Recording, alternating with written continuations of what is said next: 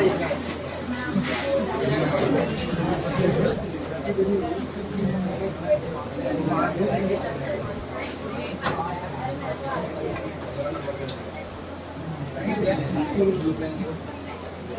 घर पे copy revise किए?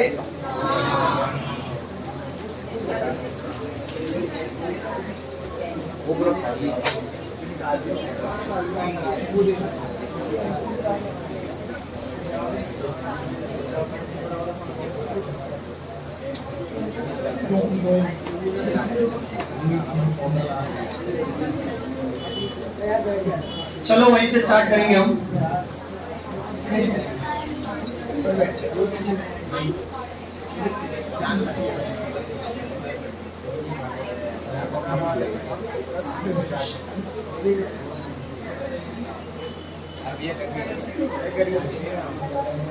गर्मी तो है ही यार, होगा ही, क्या करें,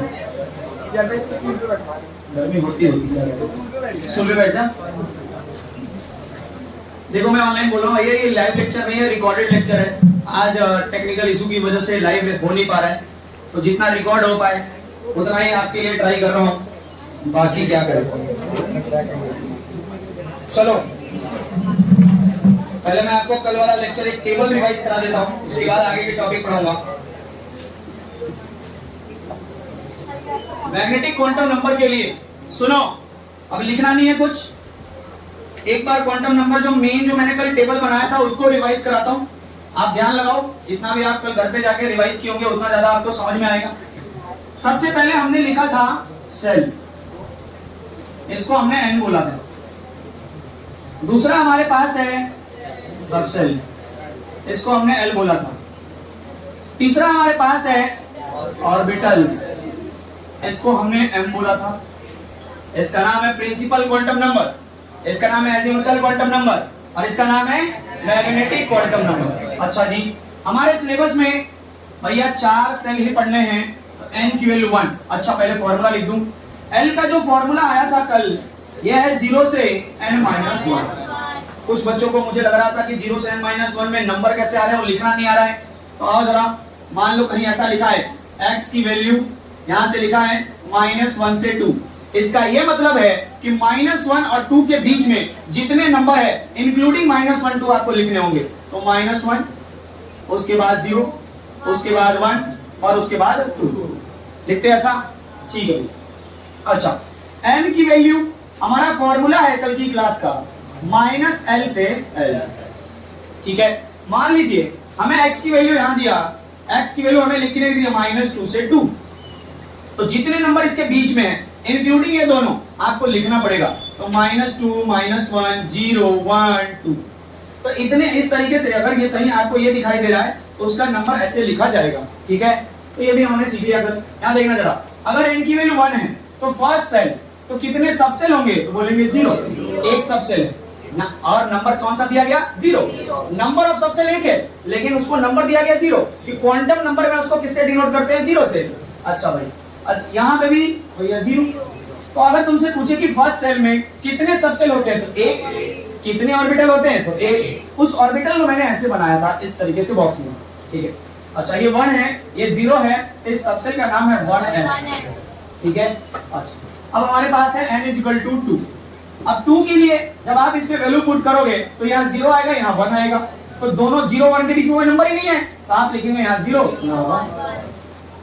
कैसे नाम करते हैं, 2 और 0 नाम आएगा 2s, और 2 और 1 नाम आएगा 2d। इसका मतलब 2 के पास d नहीं होता, 2 के पास f नहीं होता, ये याद रखना।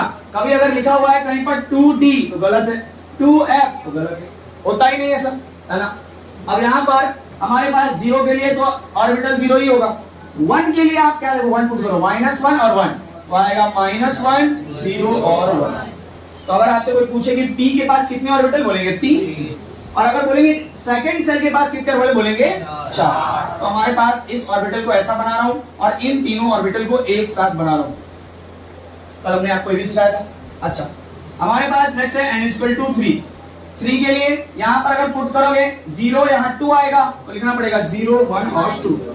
नामकरण करेंगे तो 3 0 के साथ 3s, 3 1 के पास 3t और 3 2 के पास 3d। अगर आप यहाँ देखोगे तो 0 के लिए भैया ऑर्बिटल 0 ही लिखोगे, 1 के लिए पुट करो -1 से 1 तो हो जाएगा, बोलो -1 0 और 1। आप 2 के लिए पुट करो -2 से 2 तो -2 -1 0 1। अगर आपसे पूछा जाए कि 3D के पास कितने ऑर्बिटल हैं, बोलेंगे 5। चाहे कोई भी डी पूछा जाए, नॉर्मल कोई भी D, 3D 4D 5D 6D कोई भी पूछा जाए, आंसर कितना आएगा, 5 ही आएगा। तो यहाँ इसका ऑर्बिटल S के पास हमेशा 1 ऑर्बिटल होता है, P के पास हमेशा 3 ऑर्बिटल होता है और D के पास हमेशा 5 ऑर्बिटल होता है। ये हमने सीख लिया था। 4 के लिए जगह नहीं है, मैंने आपको कॉन्सेप्ट 3 के लिए समझा दिया तो समझ आ गया। चलो भैया, तो यहाँ तक तो हमने कल की क्लास में सीखा हुआ है। तो आप बताओ इसमें कोई दिक्कत है तो बताओ, फिर मैं रुक रहा हूँ, आप बताओ, मेरे से पूछो, कुछ पूछना है तो। सबको क्लियर है भाई? यहाँ पर बैठे हुए सारे ऐसे लोग जिसको भैया नंबर ऑफ ऑर्बिटल्स निकालने के लिए दिया जाए तो कैलकुलेट कर लेंगे। सवाल तैयार है ना आपके लिए, लिखिए, ध्यान से करना सवाल। सवाल ये टेबल यूनिवर्सल है, सवाल किसी एक का आएगा, ये तो यूनिवर्सल है, सबका सवाल लिखा हुआ है यहाँ पे। सवाल आपसे कोई क्या पूछेंगे, इसे 3 के लिए, या सवाल बोलेंगे 3D के लिए, ऐसा पूछेंगे। कुछ भी सवाल एक ही पूछा जाएगा। ये तो मैंने आपको पूरा सिखाने के लिए एक ही साथ सारा ड्रॉ कर दिया। आओ जरा लिखो, calculate number of subcells, calculate number of subcells, calculate number of subcells, comma number of orbitals, comma number of orbitals and number of electrons and number of electrons and number of electrons। अब मेरी बात ध्यान से सुनो, electron के बस एक line याद कर लो कि एक घर में एक ऑर्बिटल में मैक्सिमम 2 इलेक्ट्रॉन ही हो सकते हैं। ये हम आगे सिखाएंगे, आगे के टॉपिक में, लेकिन अभी मेरे सवाल करना है नंबर ऑफ इलेक्ट्रॉन्स का, इसलिए बताया। तो अगर तुमसे कोई पूछे कि P में कितने ऑर्बिटल मैक्सिमम, तो 6, D में मैक्सिमम कितने, 10। तो ऐसे ही तुमने याद किया था, याद करो, K, L, M और N में याद किया था मैक्सिमम 2 इलेक्ट्रॉन। तो इस सेल की बात चल रही थी, आपने याद किया था 8 इलेक्ट्रॉन मैक्सिमम, आपने याद किया था 18 इलेक्ट्रॉन और यहाँ याद किया था 32।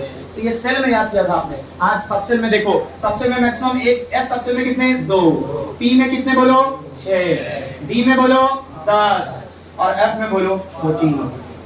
कैसे आया? क्योंकि S में एक ऑर्बिटल होता है तो 2 इलेक्ट्रॉन होते हैं मैक्सिमम। P में कितने ऑर्बिटल होते हैं, 3, तो मैक्सिमम इलेक्ट्रॉन कितने, 6।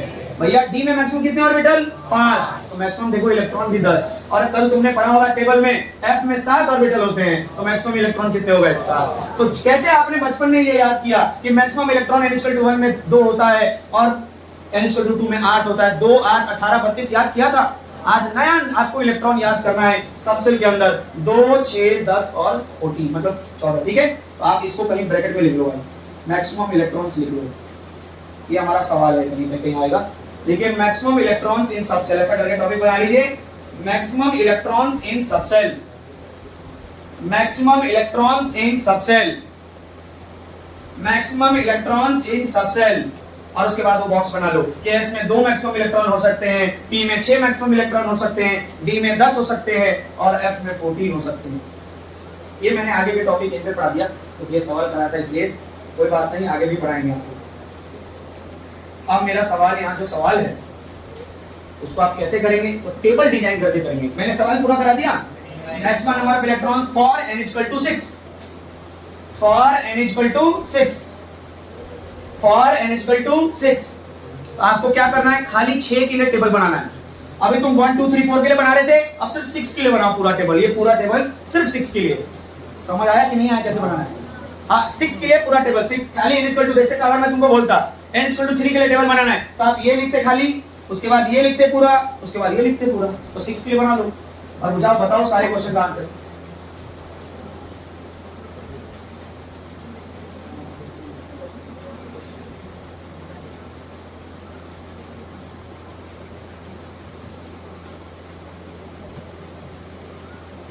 तुम व्हाट्सएप में देखते मैंने जो असाइनमेंट दिया, देखना कितने अच्छे अच्छे क्वेश्चन डाल रखे हैं उसमें। देखे तुम क्वांटम नंबर के सवाल, देखना उसमें क्वांटम नंबर के सवाल, सारी एनसीईआरटी के मैंने उसमें बढ़िया सवाल डाले, मैंने अलग अलग साइड बुक के बढ़िया सवाल डाले। असाइनमेंट कर लोगे समझ जाना स्कूल के एग्जाम की तैयारी हो गई। असाइनमेंट कर लोगे समझ जाना आपकी पहली तैयारी किसी अच्छे एग्जाम की हो गई, पहला स्टेप। बाकी अच्छे एग्जाम की तैयारी करने के लिए बहुत सारे अलग अलग क्वेश्चन करने पड़ते हैं।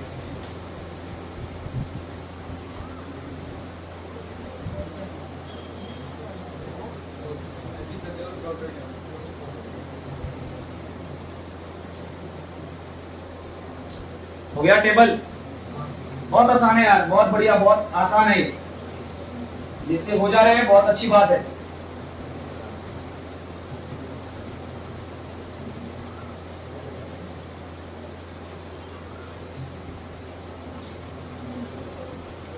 एक बात की तो गारंटी है, टोटल नंबर ऑफ ऑर्बिटल्स 36 होंगे। कल मैंने फॉर्मूला भी दिया था, टोटल ऑर्बिटल काउंट करोगे तो 36 होने चाहिए। टोटल नंबर ऑफ बॉक्स कितने बनाओगे? 36 बॉक्स बनाओ। नहीं बनाओगे तो नंबर बनाओ। अगर कॉन्सेप्ट समझ में आ रहा है, बिना बॉक्स बनाए तो रहने दे। बेटा तुम्हारी फर्स्ट क्लास है क्या? कौन सी स्कूल? चाहिए इसको यहाँ पे जो है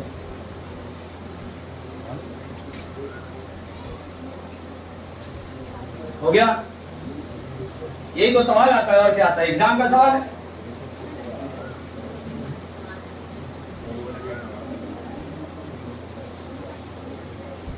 देखा रूम सही हो, कंफर्टेबल हो गया? थोड़ा थोड़ा तो हो ही गया। मेरे को तो सही लग रहा है। अब तुम वहां बैठे हो, पता नहीं, मेरे को तो वहां लगा के कूलर ज्यादा फायदा है। उधर लगाया, बच्चे लड़ाई कर लिए कल 12th में, एक लड़की एक लड़का लड़ाई कर चुके हैं। जब तक मैं आता पता नहीं क्या हो गया था। कोई बोला मैं फी नहीं दूंगी, बोली मैं फी नहीं दूंगी। मैंने कहा मेरे को क्यों फंसा बीच में? मैं क्या करूं भाई, कूलर इधर तो पहले आई तो बैठेगी। लड़का कह रहा मैं फी नहीं दूंगा। मैंने कहा भाई कूलर को बीच में सेट कर दो।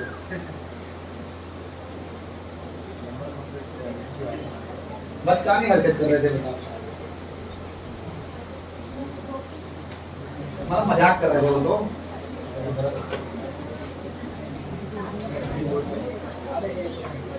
दोस्तों अगर ऐसा सवाल है एग्जाम में तो ऐसे करेंगे, देखना। लिखेंगे n = 6, यहां लिखेंगे l की वैल्यू, यहां लिखेंगे m की वैल्यू। 0 1 2 3 4 5 नाम नहीं लिखना आप। 6s 6p क्या क्यों जरूरी है? वो तो मैंने आपको सिखाने के लिए लिखाया था।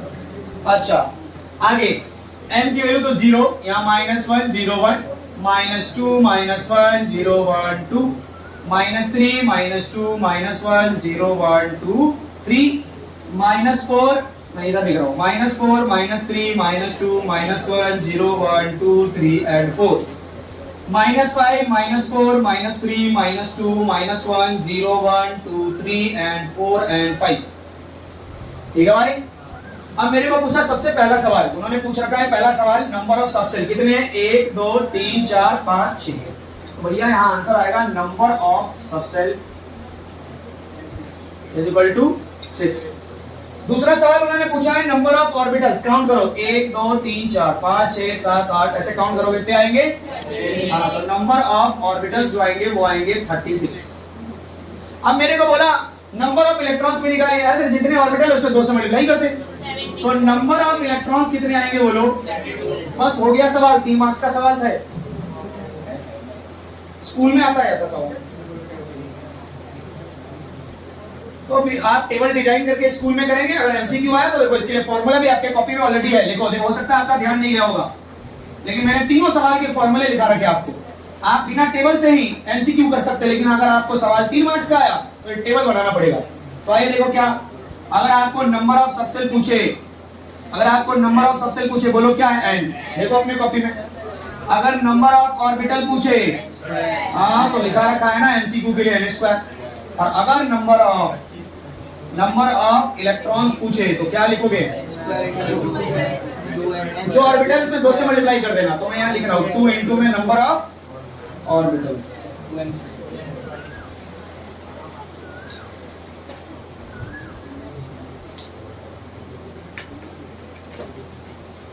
तो यहां तक तो कल की क्लास खत्म हो गई। अब हम नया पढ़ेंगे, फिर आपको कॉन्फिडेंस नहीं आएगा, फिर कल आएगा। तो दूसरे दिन कॉन्फिडेंस आता है। कल की क्लास में कुछ कम बच्चों को कॉन्फिडेंस आया होगा, आज सबको आगे थोड़ा आ गया होगा। तो वैसे ही होता है, टॉपिक में थोड़ा वक्त दिया करो, एक दिन वक्त दो, दूसरे दिन समझ आएगा, कॉन्फिडेंस आएगा, ऐसे होता है। तो अब मैं फिर से नया टॉपिक पढ़ाने जा रहा हूँ। फिर से आपको पेंसिल से डायग्राम बनाने हैं बहुत सारे। तो आइए, यहाँ तक सबका टॉपिक क्लियर हो गया होगा अगर सबने अपने दम पे सवाल किया है तो।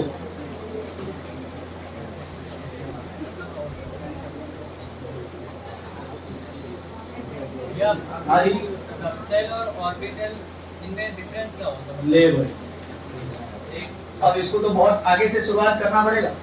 मतलब पहले सेल है, सेल के अंदर सबसेल है, और सबसेल के अंदर एक 3D स्पेस है।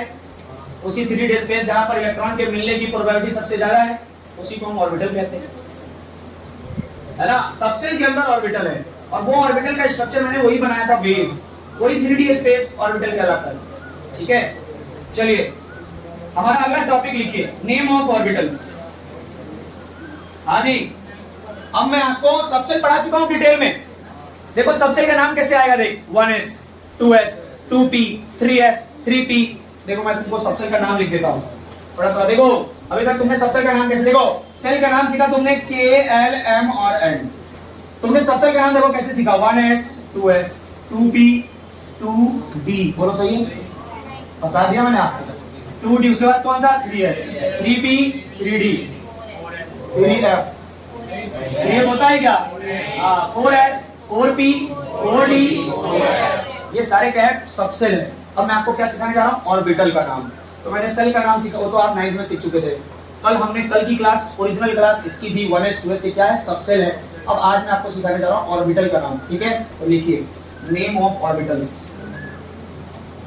टॉपिक का नाम नेम ऑफ ऑर्बिटल। फिर बोल रहा हूं, आपको फिर आज उतना कॉन्फिडेंस नहीं आएगा ऐसा मुझे लगता है, लेकिन आपको अगर आ जाएगा तो बढ़िया है। लेकिन मुझे हमेशा दूसरे दिन में क्लास 11 में कॉन्फिडेंस आता है बैच के ऊपर, ताकि आपको अगर आ गया तो बहुत अच्छी बात है। आगे बढ़ते हैं, नेम ऑफ ऑर्बिटल्स, पेंसिल का यूज करेंगे हमेशा, ठीक है, जो मैं अभी डायग्राम बनाएंगे। चलो भैया यहाँ सुनो, सबसे पहले एस, रुक जाओ अब लिखना नहीं, एस सबसेल के पास कितने ऑर्बिटल होते हैं, बोलो। एस सबसेल के पास कितने ऑर्बिटल, एक। तो एक ऑर्बिटल यहाँ लिख रहा हूं मैं एस, ये एस ऑर्बिटल, ऐसा मान लीजिए 1s orbital. S 1s orbital का कोई नाम नहीं है, ऐसा ही ऑर्बिटल बनाएंगे। मैंने बोला था एस स्फेरिकल होता है, बना लो भैया। हाँ भाई, अगर 2s आता तो 2s का ऑर्बिटल कैसे बनाते हैं, भी ऐसा ही बनता है। बस ये ध्यान रखना कि 2s का ऑर्बिटल इससे थोड़ा बड़ा होता है, 3s का ऑर्बिटल इससे भी थोड़ा बड़ा होता है ना। तो एक बनाइए, आपको सिर्फ एक समझना है, स्फेरिकल। 1s के ऑर्बिटल को 1s ऑर्बिटल कहा जाता है, कोई नाम नहीं है यहाँ पे। अगर 1s सबसेल है तो उसके ऑर्बिटल को 1s ऑर्बिटल कहा जाएगा।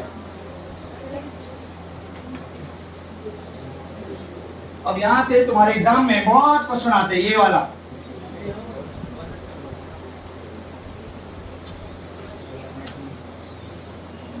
अगर मैंने s सबसेल लिखा है तो s सबसेल में कौन कौन से ऑर्बिटल हो सकते हैं, 1s 2s 3s 4s 5s, बहुत सारे हो सकते हैं। मुझे एक से मतलब, इसे मैंने एक ही लिखा, ठीक है। यहां से अब लिखो p सबसेल।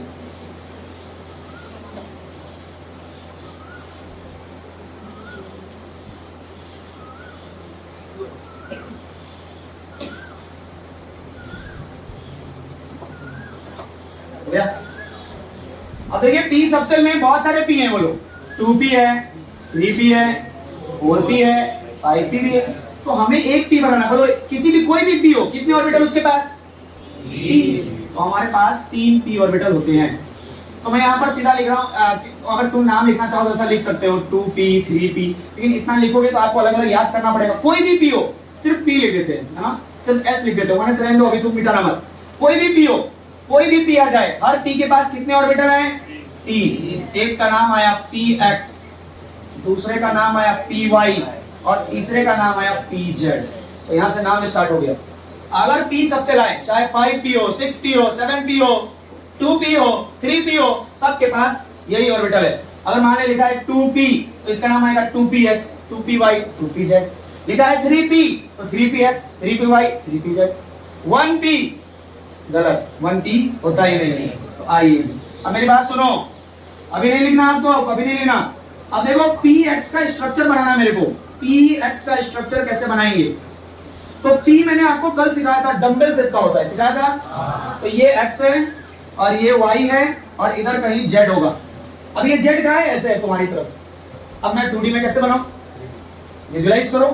ये जो आपको मैंने ऐसे बनाया है इधर है यूं, ये है आपको 3D में जेड समझ आया कैसा है। अब मुझे px बनाना है तो मैं px का लोब, इसको बोलते हैं लोब, LOBE, ये जो आपको बनाया दिखाई दे रहा है लोब कहते हैं। तो अभी बाद में लिख लेना ये px, इसको बोलेंगे px। py कैसे बनाओगे बोलो, y पर बनाएंगे लेकिन नहीं बनाएंगे, तो py ये x है, ये y है और ये क्या है z, तो py डंबल्स है। और pz कैसे बनाएंगे, तो pz z एक्सिस में बनेगा, तो ये x ये y और ये अगर z है तो यहां बनेगा pz, इसका नाम है pz। तो हमारे एग्जाम में ड्रॉ करने का आएगा कि आप p ऑर्बिटल के जितने भी ऑर्बिटल होते हैं सबको ड्रॉ करें, तो ये आप ड्रॉ करके आएंगे आप, ठीक है जी, पेंसिल से बना लीजिए।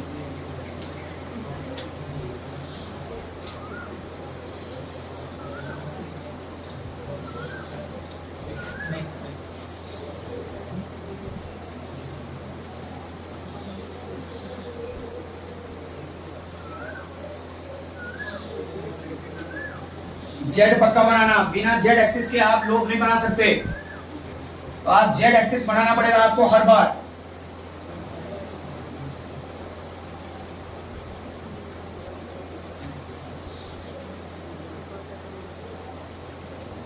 ट्वेल्थ की कोई ऐसी क्लास नहीं जिसमें 11th नहीं होता। देखना आज भी मैंने डायपोल मोमेंट के नाम से 1 घंटा पूरा नोमेनक्लेचर और डायपोल मोमेंट पढ़ाया।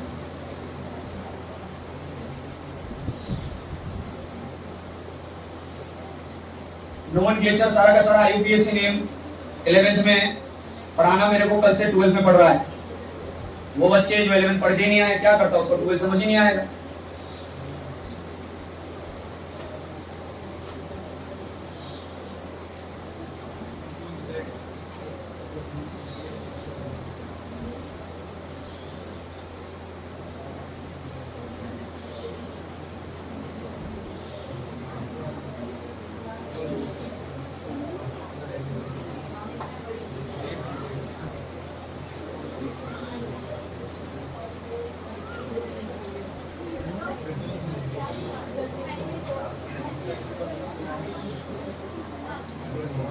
हाँ ड्रॉ कर लिए,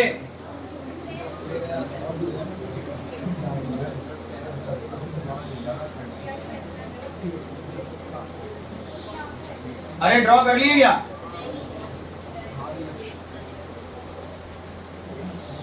मुश्किल कौन सा है, डी वाला। डी वाला 12th में भी है, डी वाला 12th में भी है। तो याद करने का मैंने एक तरीका बनाया है, एग्जाम में पूछा जाता है। तो ये तो मैंने 1 स्टार लगाया, अगला वाला जो मैं डी सबसे बनाऊंगा उसमें डबल स्टार ट्रिपल स्टार लगाऊंगा, क्योंकि जब भी आप एग्जाम में बनाएंगे आप कंफ्यूज हो जाएंगे। सबका स्ट्रक्चर एक ही जैसा है लेकिन उसका लिखने का तरीका अलग है। तो आप ध्यान से देखना मैं कैसे लिख रहा हूं और कैसे बोल रहा हूं।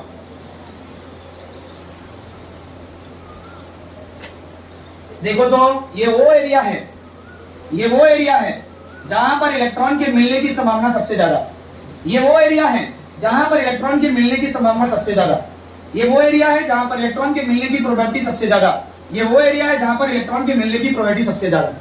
तो हमें तो यही पता लगाना है, हमें तो और कुछ पता ही नहीं लगाना है। लास्ट ही टॉपिक हमारा ये कि इलेक्ट्रॉन का पता, इलेक्ट्रॉन सबसे ज्यादा कहां मिलता है।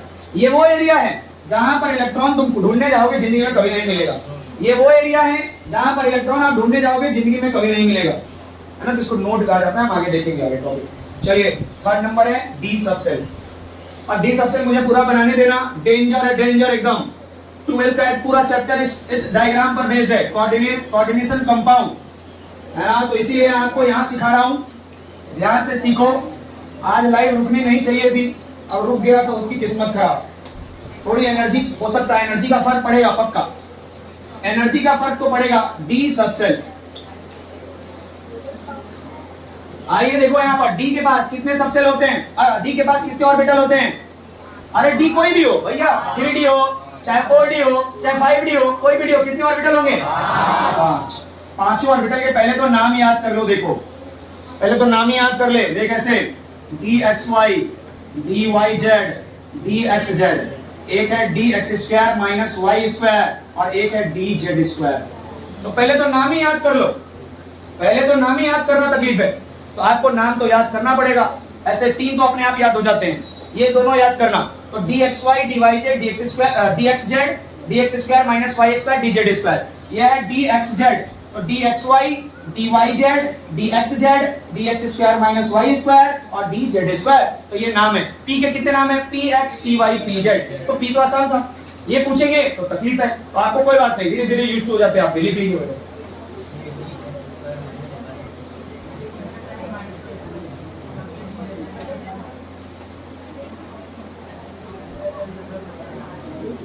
क्या हुआ देखो,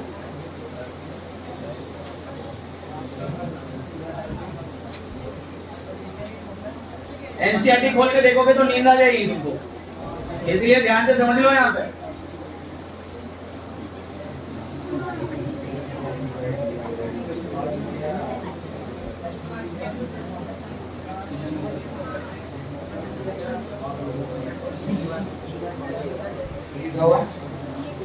dxy dyz dxz dx square minus y square और dz square, dx square minus y square और dz स्क्वायर।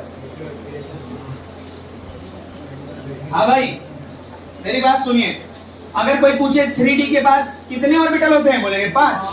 नाम क्या होगा 3dxy 3dyz 3dxz, उसके बाद 3dx square minus y square 3dz square. कोई पूछे 4D में कितने ऑर्बिटल होते हैं 5, क्या लिखोगे 4dxy 4dyz 4dxz 4dx square minus y square और 4dz स्क्वायर। अब तो याद हो गया,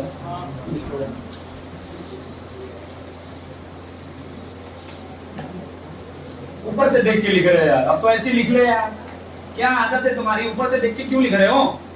जब 2 बार बोल लिए, जब सुन लिए तो खुद ही लिख लो कॉपी में।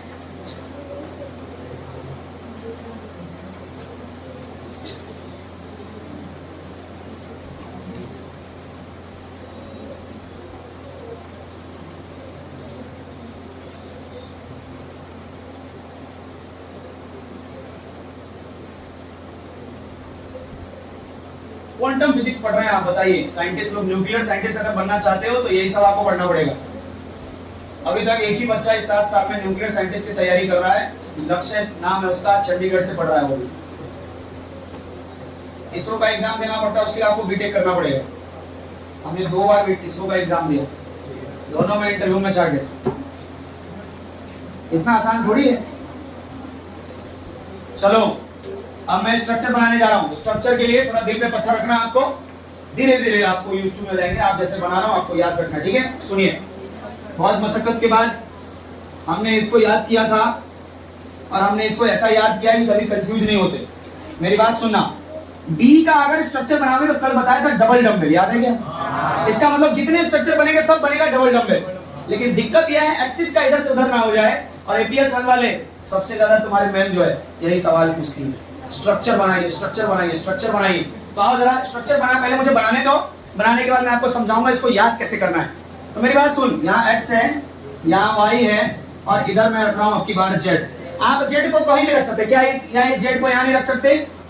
रख सकते यार, बचपन में तुम्हारे दिमाग में बचपन से प्रोग्रामिंग कर दी गई, ये एक्सिस x है, ये एक्सिस y है, ये प्रोग्रामिंग कर दी गई, इसलिए तुमको यहाँ z दिखाई नहीं दे रहा। ये भी z, ये x हो सकता है और ये y हो सकता है, क्या दिक्कत है? अबे तीनों एक दूसरे के परपेंडिकुलर है, होता तो तीनों एक दूसरे के परपेंडिकुलर है, लेकिन तुम्हारे दिमाग में प्रोग्रामिंग कर दी गई, ये यही x है यही y है। अरे नहीं, कोई भी हो सकता है, कोई भी x कोई भी y कोई भी z, बस तीनों एक दूसरे के परपेंडिकुलर, कहीं से देखोगे तो एक जैसा ही दिखाई देगा, है ना। तो चलिए अभी मेरे को स्ट्रक्चर बनाने के लिए जो ट्रिक अपनानी है वो मैं इसलिए अपना रहा हूं, यहाँ x लिख रहा हूं, यहाँ y लिख रहा हूं, यहाँ z लिख रहा हूं। अब मुझे पहला बनाना है dxy, तो याद रखना सिर्फ पहले लोग तक, कोई तरीका नहीं है, एक तरीका है, इसको अपने तरीके से याद किया है इसलिए ऐसा, नहीं तो बाद में आपको बहुत कंफ्यूजन होगा। तो आप लोग को कैसे बनाओगे, वहां xy है तो xy में लोग बनाओ, बस इस पर फोकस करो, बाकी सब कॉपी कर दो। तो ये बन गया dxy, ठीक है। तो मैंने क्या किया, xy के बीच में लो आया, बस ये वाला मेरा, तो ये xy में है, बाकी सब कॉपी करते, कोई फर्क नहीं पड़ता। दूसरा, अगर मुझे dyz बनाना है, क्या बनाना है yz, तो इसका नाम y देंगे, इसका नाम z देंगे, और यहाँ हमारे पास x हो जाएगा। तो yz बनाना है तो मेरा yz में लो आना चाहिए, बाकी सबको कॉपी कर देंगे। सेम कहाँ है, एक्सिस तो अलग है, सेम नहीं है, तो याद करने का तरीका है, बाकी आप आपके सामने तो यूट्यूब पे जाना, जितने अब बताएंगे वहां याद कर लेना, मेरा तरीका ये है। ठीक है भाई, आओ नेक्स्ट हमारे पास यहाँ पर xz है, तो इसको x मानते हैं, इसको z मानते हैं, ये मेरे पास y है, तो हम लोग किसमें बनाएंगे xz में, तो ये मेरा xz हो गया, तो dxz, तो 3 ऐसे याद करेंगे। ठीक है जी, आपको याद करना है कि जो xy बनाना है तो पहला xy रखना, अगर yz बनाना है तो yz पहला रखना, और अगर xz बनाना है तो xz ऐसा रखना, तो याद हो जाएगा आराम से। है तो तीनों एक ही जैसे, लेकिन एक्सिस का फर्क है, तो कैसे याद रखोगे, पहला xy, पहला क्वाड्रेंट xy, यहाँ पर पहला yz, यहाँ पर पहला xz। ठीक है, अब मुझे 2 और बनाने, पहले 3 बना लूंगा।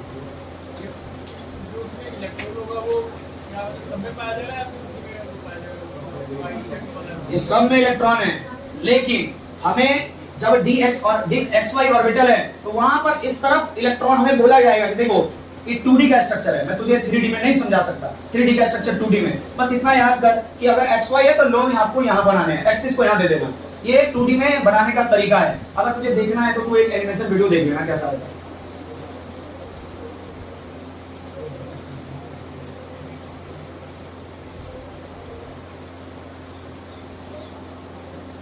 मुझे लगता है आपको याद ही हो गया होगा, ऊपर से देख के क्यों कर रहे हैं, अपना बनाओ, फर्स्ट क्वाड्रेंट में लिखो।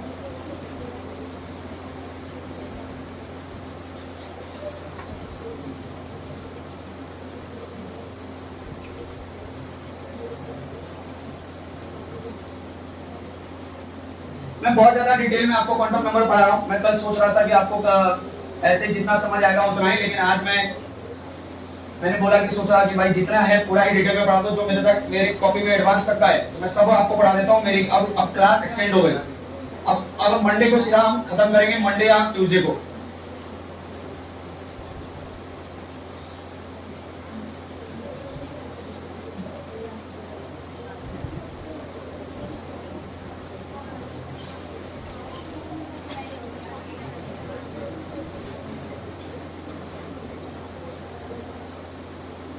क्या है स्ट्रक्चर, ऐसा है नहीं, ये 3D का स्ट्रक्चर है, एक लोग उधर होगा, एक लोग उधर होगा, इमेजिन कर सकते हो बस। 2D में कैसे बना है, देखो 2D में बना है, 3D में स्ट्रक्चर है, ऐसा अगर स्ट्रक्चर तो एक उधर होगा, एक यहाँ होगा, एक ऐसे होगा, एक ऐसे होगा, ऐसे है 3D का स्ट्रक्चर। 2D में बनाने का तरीका है कि मार्क्स मिल जाए आपको।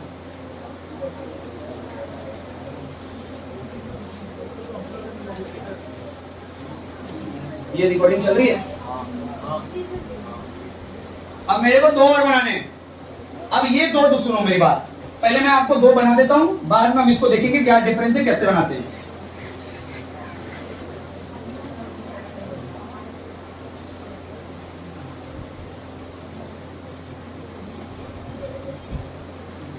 चलो भाई, अब हमारे पास है x² y²। अब यहां पे ये दोनों देख, यहां देख, ये तीनों भाई हैं और ये दोनों भाई हैं, दोनों अलग अलग हैं, ये तीनों एक साथ रहते हैं, ये दोनों एक साथ रहता है, और इसी बेस पर एक चैप्टर बनाया गया जिसका नाम 12th में कोऑर्डिनेशन कंपाउंड। तो इसी से मैं स्टार्ट करूंगा अपने चैप्टर को, पहले सुन लो। इन तीनों को तो याद करने का तरीका हो गया, ये दोनों बस आप अलग से याद कर लेंगे। देखो कैसे, आपको यहाँ पर लिखना है x, यहाँ लिखना है y, और यहाँ पर लिखना है z। अब की बात dx² - y² है, तो लोग आपकी बार एक्सिस पर आएगा, x और y एक्सिस पर आया, x और y एक्सिस पर आया, इसलिए इसका नाम है dx² - y²। पीछे के जितने भी स्ट्रक्चर देखो, सब लोग बीच में, एक्सिस के बीच में, देखना जरा, जितने भी पीछे के स्ट्रक्चर है सब लोग, इसको लोग कहा जाता है भाई।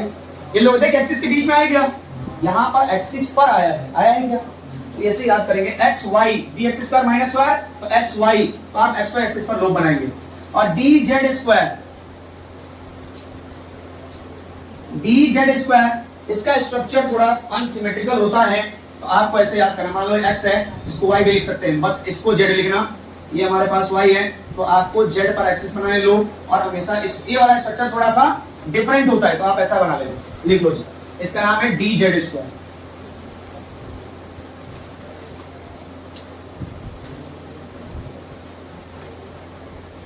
तो जब dz² आएगा तो लोग z पर बनेगा, जब x² - y² आएगा तो लोग एक्सिस पर बनेगा, x और y एक्सिस। कल हो सकता है कि मैं आपको बोर्ड पर बुलाकर इस स्ट्रक्चर को बनवाऊं, किसी भी 1-2 बच्चे को, तो आप याद करके प्रैक्टिस करके आना।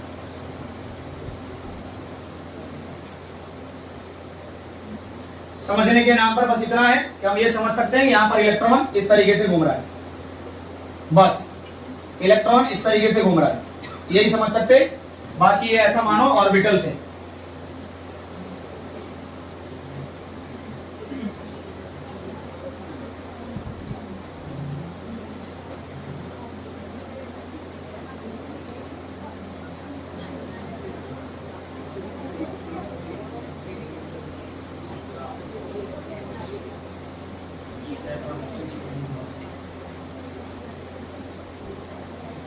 ऐसा नहीं लग रहा कि हम बीएससी में पढ़ रहे हैं, ऐसा नहीं लग रहा है कॉलेज वॉलेज में पढ़ रहे हैं। ये सब देख के 11th में अभी आए थे भैया, आप अभी प्लस माइनस सीख रहे थे, क्या सिखा रहे हो? हमें 10th में तो प्लस माइनस ही तो सीख रहा था। उसमें क्या है, साइन थीटा याद है, सब सारे फॉर्मूले याद करके खुद कर दो। tan थीटा स्क्वायर माइनस ऐसा करके कुछ है, फिर मैं उसको सॉल्व कर दें। तो यहाँ पे ऐसी चीजें हैं जिसमें सोचना भी है और याद भी करना है और विजुअलाइज भी करना है। हाँ जी, ये सर्कल है। मैंने तुझे बोला dz स्क्वायर जो स्ट्रक्चर है बेकार स्ट्रक्चर है, उसको इमेजिन नहीं कर सकते, दिखने में ऐसा लगता है तो बना लो ऐसा, याद करो। इसका कोई अगर लॉजिक नहीं, कुछ नहीं, कुछ समझ नहीं पाएंगे इसको। मैंने पहले बोला था अनसिमेट्रिकल स्ट्रक्चर पढ़ा नहीं जाता, लेकिन फिर भी मैंने बहुत सारे ऑब्जर्व करके मैंने देखा कि 3D के एनिमेशन में वीडियो मैंने देखी वो ऐसा दिख रहा था, तो नोट्स में ऐसा बना। कॉपी में भी बुक में भी देखोगे वैसा ही बना हुआ है, ठीक है? नहीं ऐसा बना dz स्क्वायर, z स्क्वायर में ज्यादातर घूम रहा है, ऐसा z एक्सिस पर घूम रहा है, ठीक है? हाँ चलिए भाई पानी पी लीजिए, इसके बाद हम आपको पीछे के टेबल से क्वेश्चन कराएंगे आज की क्लास में, नया टॉपिक नहीं, बाहर नहीं जाना।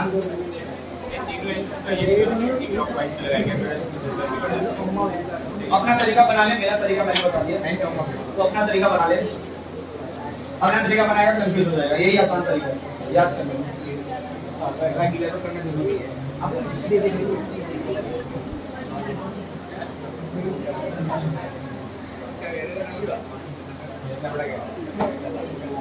ओए आपको क्या स्ट्रक्चर बनाने की ट्रिक समझ आ गई? पीछे भाई तेरे को पानी पे आ गई समझ में ट्रिक कैसे होती है? चल आ जा, खड़े हो जा, मेरे को बताओ। कोई दिक्कत नहीं है, ना कोई बेइज्जती है ना कोई मार है, बस तेरे को खाली बताना है सही होगा या गलत होगा, ठीक है? आंसर उसी 5 में से कोई एक। मैं स्ट्रक्चर बनाया, तुझे बताना भैया ये dxy है यार, भैया ये तो चलो भैया।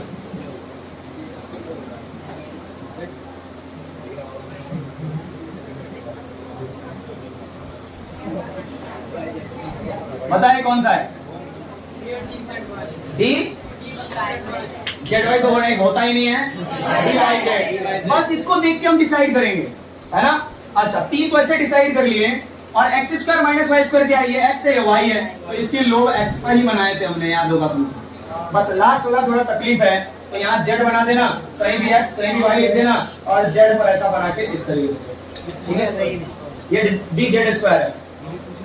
हाँ बोलेंगे पांचों ऑर्बिटल का डायग्राम बनाओ। स्कूल में पूछेंगे तुमसे, और कहीं नहीं पूछा जाता, एमसीक्यू भी नहीं बनता इससे, सिर्फ स्कूल में डायग्राम पूछा जाता है, इसलिए आपको पढ़ाया गया 3-4 मार्क्स का।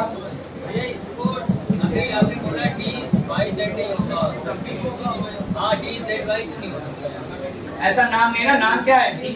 मेरा नाम नीरज है, तू बोलेगा जर्नी तो कुछ होगा भाई, बता। नीरज है ना मेरा नाम, नीरज बोलेगा ना, उल्टा तो नहीं बोलेगा, बस।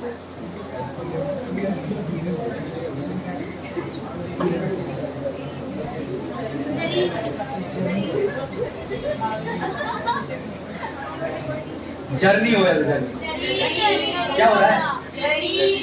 वो स्पीड में निकल गया।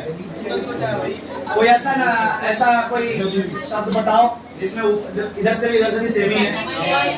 एक तो ये बैठी है, नमन भी है। कौन सा? नितिन। हाँ नितिन, नहीं नितिन कैसे है? नितिन है। अरे ये वाला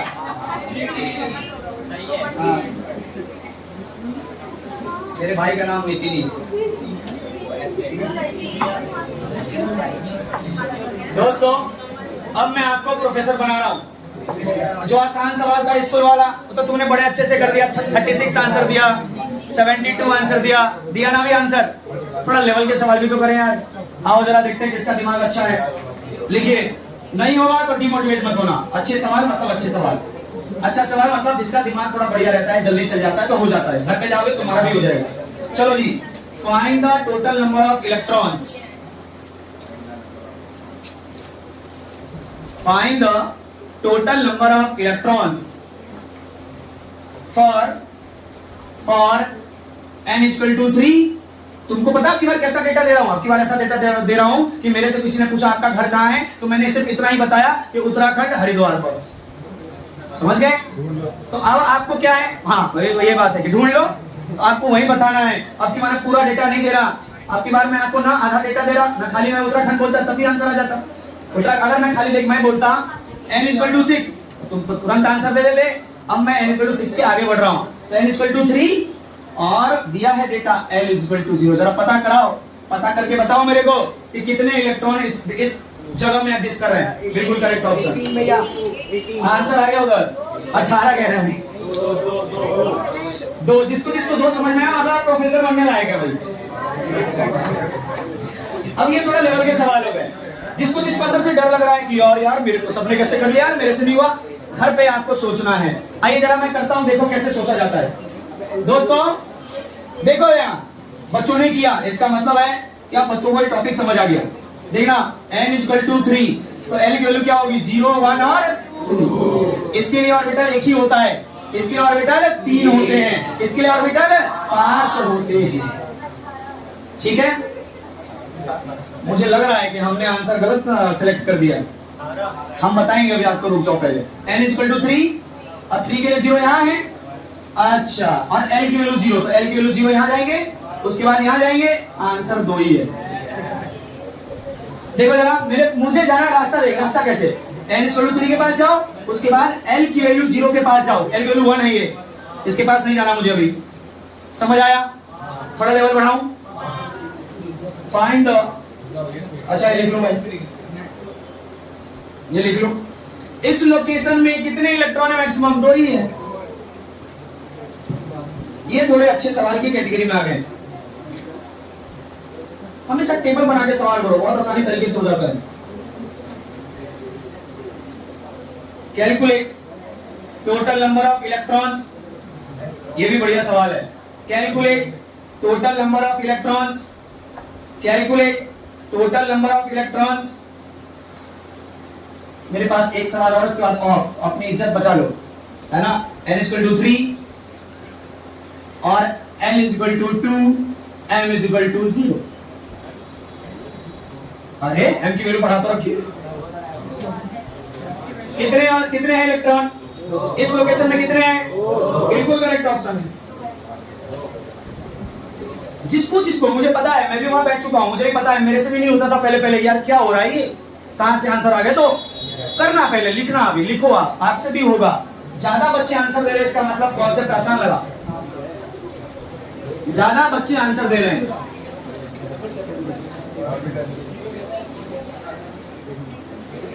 देखो दोस्तों कैसे पहुंचेंगे वहां तक, देखो कैसे पहुंचेंगे वहां तक। n की वैल्यू 3, तो l की वैल्यू क्या होगी बोलो? 0, 1 और 2। भैया इसके लिए 0, इसके लिए -1, 0 और 1, -2, -1, 0, 1 और 2। देखो लोकेशन तक कैसे पहुंचना, देखो लोकेशन तक, सही लोकेशन तक। n की वैल्यू 3, तो भाई 3, l की वैल्यू 2 मतलब यहां, n की वैल्यू 0 मतलब n की वैल्यू 0, n की वैल्यू 0 यहां कितने हैं देख ले हमने, इसका मतलब आंसर देखो हो सकता है गलत है। l की वैल्यू 2, यहां 0 नहीं जाएंगे, इधर तो नहीं जाएंगे। l की वैल्यू 2, तो भैया 0 यहां नहीं जाएंगे, l की वैल्यू 2 में 0 यहां जाएंगे। ये लोकेशन है, मतलब 2 इलेक्ट्रॉन। अब ठीक है, बढ़िया है, समझे है भाई। लोकेशन तक पहुंचिए। देखिए हमें रास्ता ये दिया है, रास्ता यहाँ दिया है, पहले n की वैल्यू 3 जाओ, l की वैल्यू 2 जाओ, 2 के बाद n की वैल्यू 0 जाओ, ये रास्ता है। ठीक है, चलो एक लेवल और बढ़ा रहा हूं। ये L है, ये M है और ये N है। हमने बोला n की वैल्यू 3 पे जाओ, हमने बोला l की वैल्यू 2 पे जाओ, और जब l की वैल्यू 2 पे चले गए तो बोला n की वैल्यू 0 पे जाओ, तो l की वैल्यू 0 यही तो है, इसके लिए 2 के लिए 0 यही है। हमें ये 1 के लिए वाला 0 है, ये 0 के लिए वाला 0 है, ऐसे नहीं जाएंगे। तो एक ऑर्बिटल में कितने इलेक्ट्रॉन होते हैं? 2। डब्बा बनाया करो अगर डब्बा से समझ आता है तो। तुम में से मॉड का मतलब पता है बहुत लोगों को? मैं सवाल थोड़ा, अब मैं ओरिजिनल सवाल दे रहा हूं जो हमारे एग्जाम में आ रखा है। कौन सा एग्जाम? स्कूल वालों को नहीं पूछेंगे, उनको पता ही नहीं है सब, उनके लिए सवाल करा दिया। अब हम देखो, हमारे पहले मॉड का मतलब सीख लो। मॉड x बराबर अगर 1 है तो पता है x की वैल्यू क्या क्या होगी? +1 और -1। सही बात है। बस इससे पता नहीं क्या क्वांटम नंबर के अच्छे एग्जाम का सवाल है, बढ़िया सवाल। देखो देखो जरा, calculate the number of electrons, calculate the number of electrons, calculate the number of electrons for, ये दिया है n equal to 2, l equal to 2 और मॉड m की वैल्यू 1, और मॉड m की वैल्यू 1। उनको लगता है बच्चों को मॉड नहीं आता। हाँ बिल्कुल करेक्ट आंसर।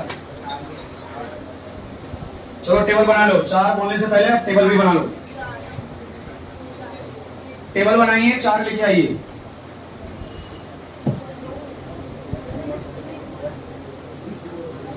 क्या लोकेशन पे पहुंच गया आप? यही था क्वांटम नंबर जिससे आपको डर लगता था। अभी तो और पढ़ाऊंगा डिटेल में, लेकिन मान लो यहां तक खत्म है। एक पढ़ाना और, स्पिन क्वांटम नंबर, कल की क्लास में पढ़ेंगे।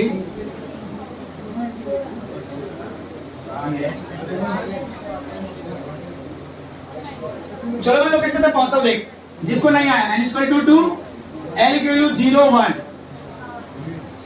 m की वैल्यू इसके लिए 0, इसके लिए -1 0 और 1। मुझे पहुंचना है 2 पर, 2 पहुंच गए। मुझे पहुंचना है l इक्वल टू, गलत सवाल दिया, सवाल गलत दिया,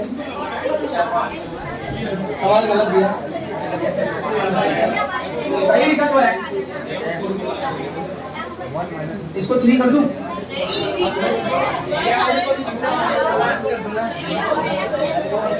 ये तो गलत सवाल लिखा, इसको 3 कर देते हैं। इससे तो 3 से नहीं होगा, 1 कर देता हूं। अब हो जाएगा। देखो सब लोग 1 करो, आंसर वैसे सही है तुम्हारा। अब देख, n इक्वल 2 के पास गए, अब l की वैल्यू 1 के पास गए। अब मॉड m का मतलब होता है -1 वाला और 1 वाला। इसमें भी 2 इलेक्ट्रॉन बैठा है, इसमें भी 2 इलेक्ट्रॉन बैठा है, टोटल कितने बैठे हैं? 4। तो ये तो एमसीक्यू में आया था क्वेश्चन में, इसने प्रिंटिंग मिस्टेक कर लिया है।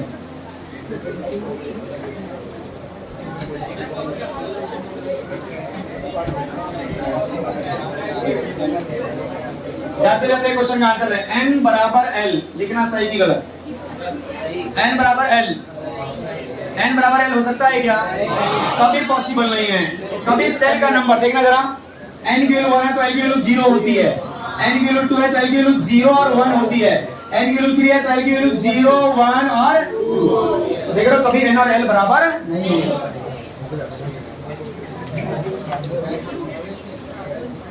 दोस्तों अपनी फीस जरूर सबमिट करें।